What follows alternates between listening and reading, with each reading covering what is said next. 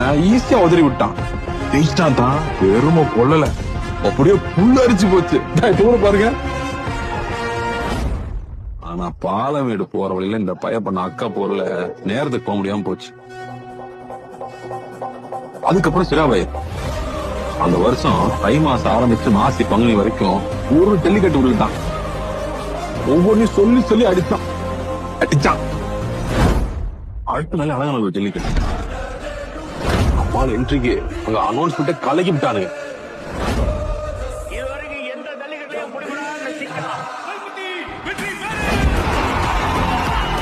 எப்படியாச்சும் உன்னை புடிச்சு கட்டி பண்ணணும் கவனம் கட்டிட்டு இருந்தானுங்க. ஒருத்தனெல்லாம் அந்த பழக்கம் விட்டான். தெரிஞ்சுட்டானுங்க. சில்வர் அண்டா, பிளாஸ்டிக் சேரு, ஸ்டீல் கட்டிலு, வெள்ளிக்காசு, நோக்கியா போனு வாங்கினதெல்லாம் வைக்கவே இடம் இல்லாம போச்சு. கொஞ்சம் சந்தோஷமா இருந்தேன். எவன் கண்ணு பட்டுச்சோ எவன் புள்ளி கண்ணு பட்டுச்சோ எந்த பக்கம் திருநாலும் ஜல்லிக்கட்டுக்கு தடன்ட்டானுங்க. ஊடே இடிஞ்சு போய் உட்காந்துருச்சு. ஒண்ணுமே புரியலத்தான். இதெல்லாம் ஏன் நடக்குது, யார் செய்யறதான்னு புரிஞ்சுக்கிறதுக்கே பல நாள் ஆயிடுச்சு. தை மாசம் நெருங்க தாங்க முடியல. ஊர்ல தெருவுக்கு தெரு என்னமோ ஒண்ணுமே நடக்காத மாதிரி பொங்க வச்சு கொண்டாடிக்கிட்டு தான் இருந்தாங்க. என்னாலதான் முடியல. இவன் மூஞ்சில முடிக்க முடியாம கண்ணை மூடி படுத்துட்டேன். விடிஞ்சா மாட்டு பொங்கல். எனக்கு எப்படி இருக்கும்?